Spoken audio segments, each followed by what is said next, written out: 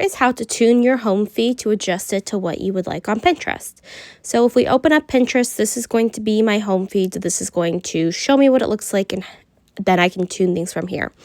So in order to tune them, on the bottom right hand side, we're going to click on our profile image. This will lead us to my personal profile. Then on the upper left hand corner, we're going to click on our profile image again. This is going to lead us to our account settings. So you can see towards the middle of the screen, it's going to say Home Feed Tuner. We're going to click on that. So this is going to show me any pins I have and what I want them related to, so I can click and unclick on things. So if I unclick on this image right here that says 18 low-cal high-protein recipes, it's going to show me fewer ideas like this. But if I click on it, it's then going to show me more ideas like this. You can do the same with any interests you have, any boards that you have, or anybody that you're following as well.